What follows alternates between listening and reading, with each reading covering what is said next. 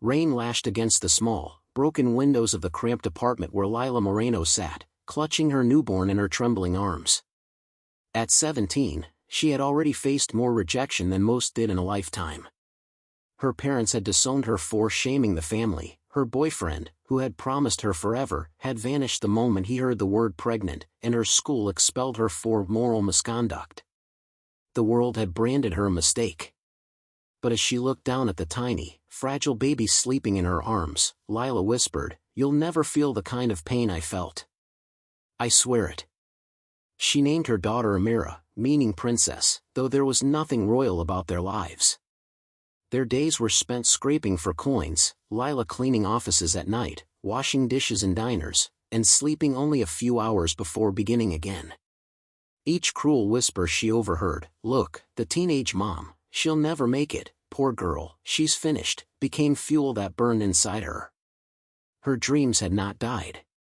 They had only transformed. While others slept, she taught herself business, coding, and finance from old library books and second-hand laptops.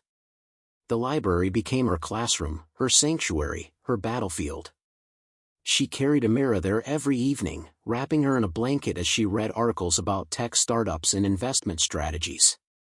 By 21, Lila had built something small, but powerful. A digital marketplace for handmade crafts run by women like her, abandoned, rejected, underestimated.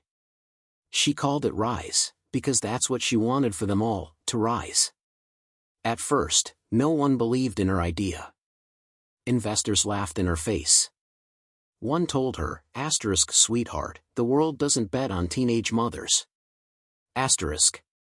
She replied with a steady gaze, "Then I'll bet on myself." And she did. Working day and night, she coded, marketed, and delivered orders herself on an old bicycle. Word began to spread, one woman helping hundreds earn from home. Rise grew faster than anyone expected. By 25, major brands began reaching out. Lila's company was now employing thousands of women across the country. Newspapers called her the girl who turned pain into power. But success, as she soon discovered, attracts not just admiration, but envy. A group of competitors conspired to sabotage her, planting fake reviews, leaking internal data, and spreading rumors that Rise was involved in fraud. Overnight, her company's reputation collapsed. Clients pulled out. Shares plummeted. And as if fate were laughing, her estranged parents showed up again, not to help, but to mock. "We told you, Lila. You should have listened to us. This business thing, it's not for girls like you." For the first time in years, she cried. But only for one night. The next morning, she stood before her shattered team and said, "They think this is the end. Let's prove them wrong, again." It was then that she made a daring move. She sold her last assets to build a new platform powered by AI and blockchain technology, ***Rise 2.0***, a secure, transparent marketplace that no competitor could easily destroy. 6 months later, the same investors who had rejected her were begging for meetings. By the age of 30, Lila Moreno became her city's first ever billionaire, the youngest self-made woman to do so. Her story made global headlines. Yet when reporters asked her the secret behind her success, she simply said, "I was never chasing wealth. I was chasing respect, the kind I was denied when I had nothing." But behind the glimmering success, a shadow from her past was stirring. The man who abandoned her, the father of her child, had returned. Not as the desperate boy she once knew, but as the CEO of a rival tech company trying to merge with Rise. He walked into her office with the same smile that once deceived her, unaware that the woman before him was no longer the broken girl he left behind. He extended his hand. "Lila, it's been a long time. I think we can help each other." Lila looked at him quietly, her face unreadable.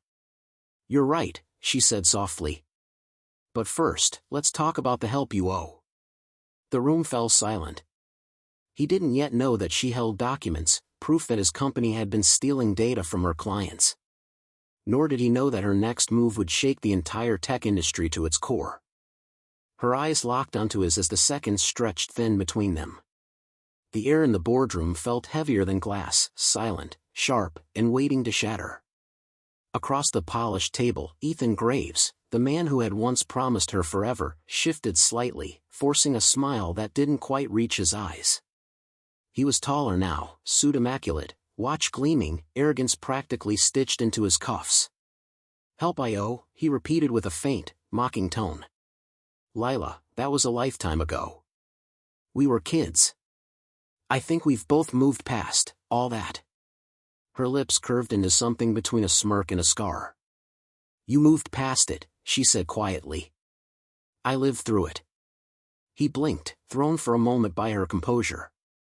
The Lila he remembered had been soft-spoken, eager to please, the kind of girl who believed in promises. The woman before him was all steel and silence, a storm he couldn't predict. She rose from her chair, the sound of her heels echoing in the glass-walled room. "You came here for a merger," she said. "But before we talk business, you'll need to sign this." She slid a sleek black folder across the table. Ethan's brow furrowed as he opened it, and froze. Inside were screenshots, transaction trails, confidential correspondence. All of it proof that his company, Novalink Technologies, had been siphoning data from Rise's client base through a proxy network. He looked up sharply. "Where did you get this?"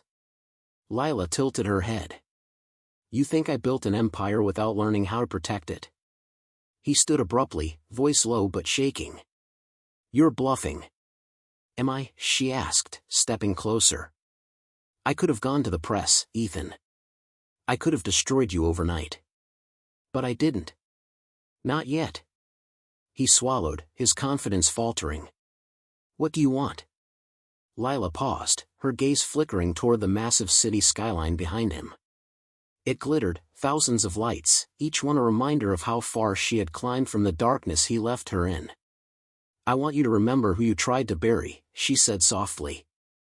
"Because now, you're standing in her shadow."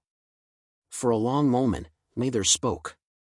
Then, as if realizing negotiation was the only card left to play, Ethan exhaled and sat back down. "All right," he said carefully. "You've made your point. Let's talk about this merger properly. You'll find Novalink's resources." "I don't need your resources," she interrupted. "What I need is your silence. You'll withdraw your proposal, issue a public apology for the data breach, and donate 10% of Novalink's annual profits to Rise Foundation. Then, maybe, this never sees daylight." He laughed, though it sounded hollow. "You're asking me to kneel, Lila." "No," she said, her voice cutting clean through the room. "I'm asking you to learn." Outside, thunder rumbled, a strange echo of her words. Ethan leaned forward, lowering his voice. "You really think this makes you untouchable? You've made enemies before, but if you cross me, you'll regret it." Lila met his threat with the faintest smile. "Regret built me, Ethan. You're a little late to the party." She turned to leave, gathering her files.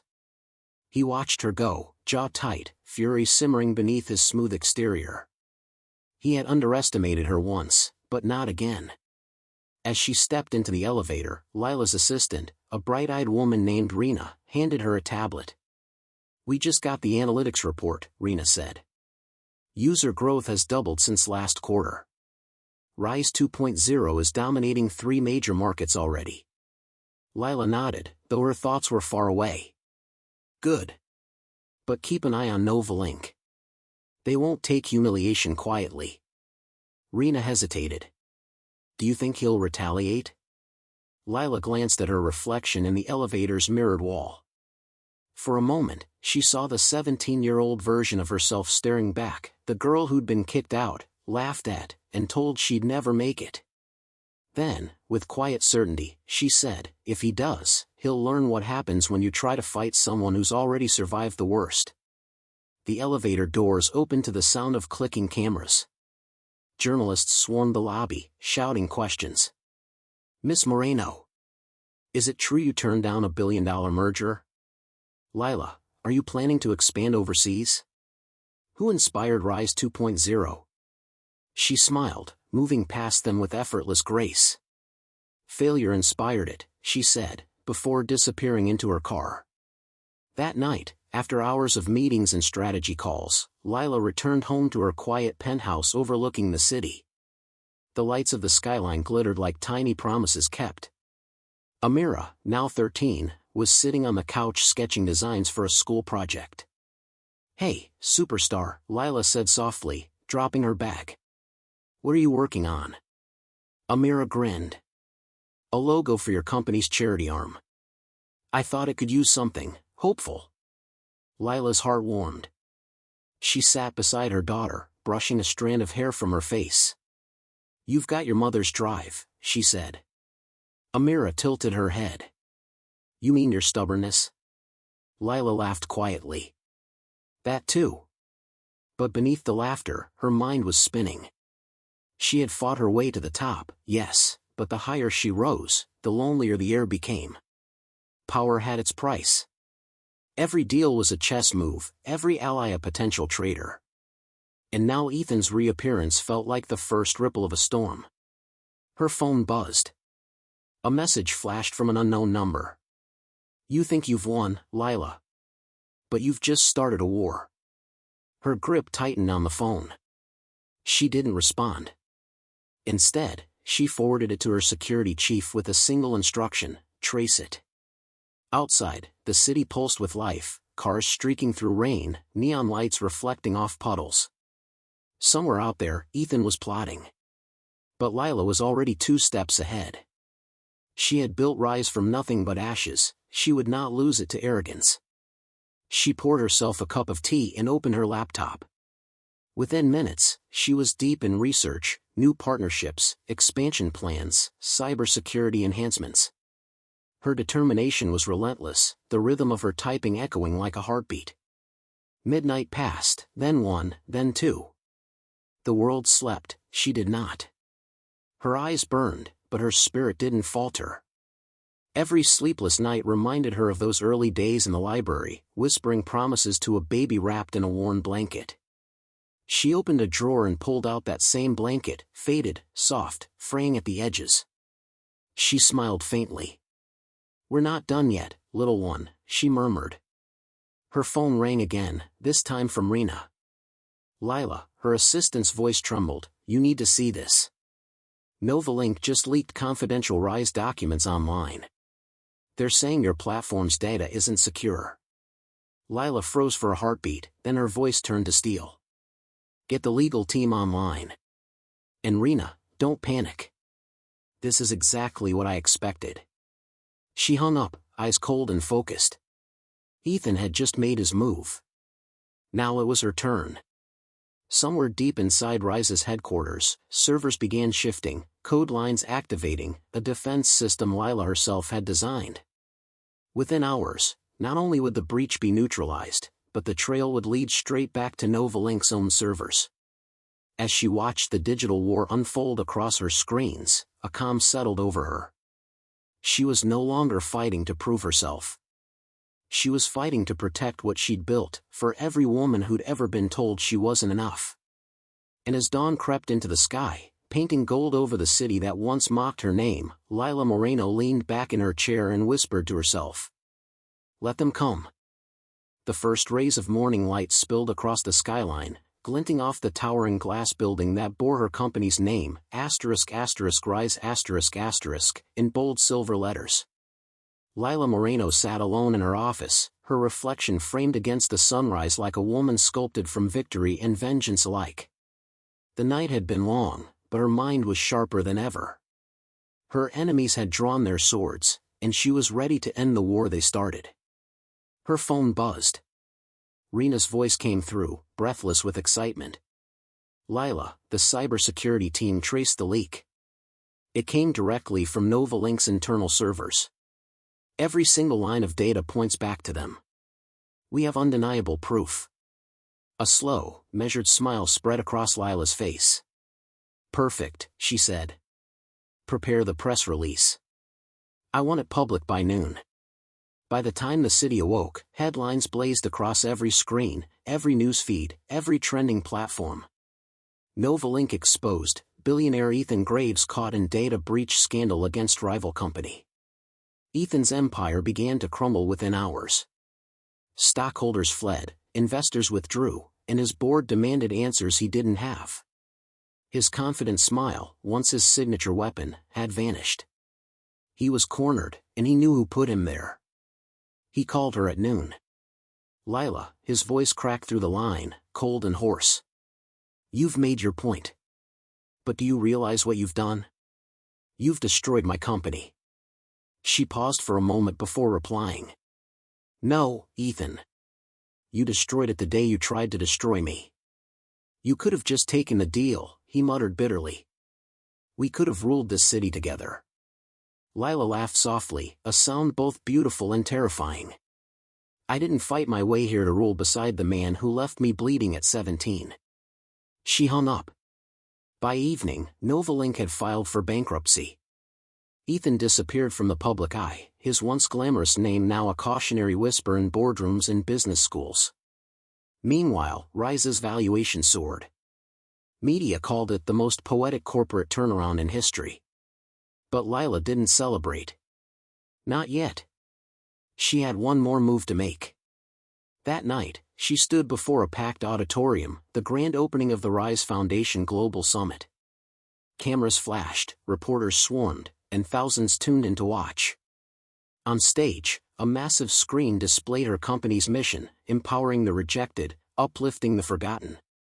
When Lila walked onto the stage, the crowd rose to its feet in thunderous applause. She stood tall, a vision of grace in a white silk suit, her hair gleaming under the stage lights. But when she began to speak, her voice carried not pride, but conviction. "I was 17 when the world told me I was finished," she began. "They called me names. Said I'd ruin my life. Said I'd never be anything more than a statistic. I was humiliated, abandoned, and left to raise a child alone." The audience fell silent. "But that humiliation," she continued, "was my beginning, not my end. I built Rise to prove that rejection is not destruction, it's direction. It's the fire that shapes us, the pain that sharpens us." She took a breath, her eyes glistening. "And today, I stand before you not just as a billionaire, but as a reminder that the people you cast aside will one day stand where you never thought they could." The crowd erupted into cheers. Some people cried, others stood in stunned admiration. In the front row, Amira watched her mother with tears streaming down her face. For years, she had seen her mother fight battles most people couldn't even imagine. Now, the whole world was seeing what she had always known, that Lila Moreno was unstoppable. When the applause finally died down, a journalist raised her hand. "Miss Moreno," she asked, "after everything you've achieved, what drives you now? You've conquered the industry, changed countless lives. What's next?" Lila smiled, her gaze sweeping across the crowd. "What's next?" she repeated.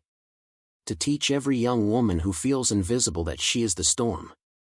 That her story doesn't end where others walk away.